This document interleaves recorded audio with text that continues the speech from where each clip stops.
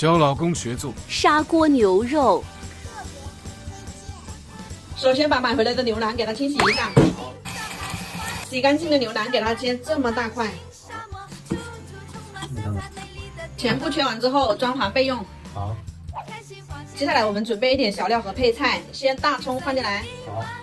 姜片，好。干辣椒，好。八角2个，好。姜叶2片，好。然后再准备一点蒜粒、洋葱、小米辣，还有葱段。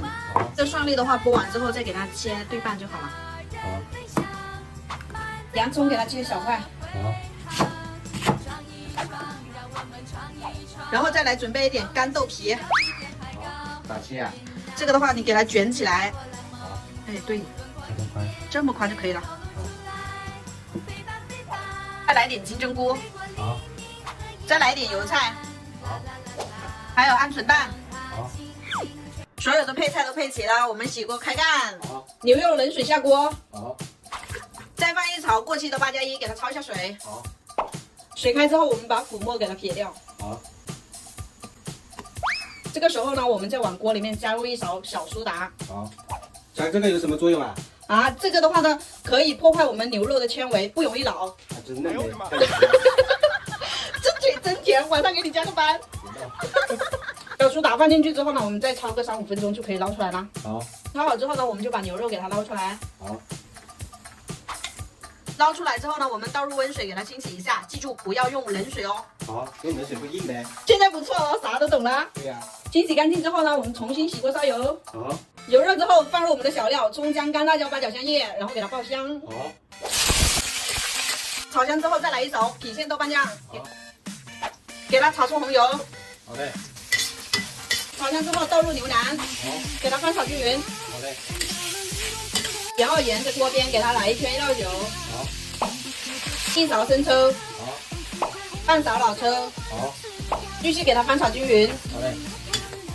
然后加入开水没过牛肉。好嘞。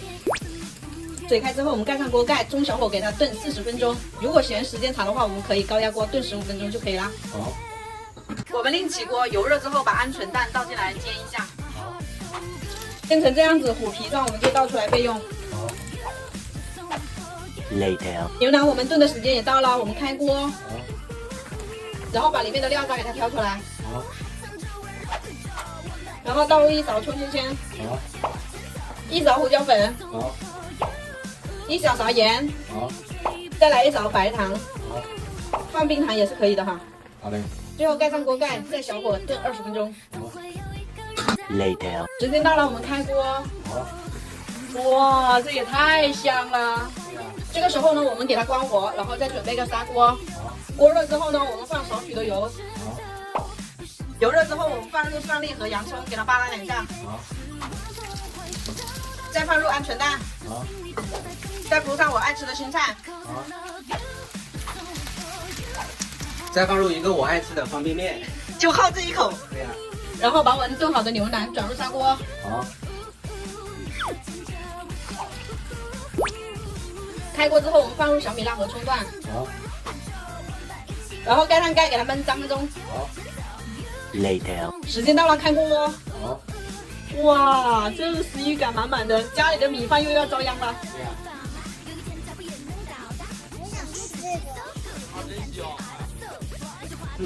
就这个砂锅牛肉，每一口面都吸满了汤汁，香辣入味。我觉得这个面比肉都好吃，配着你男朋友来做吧。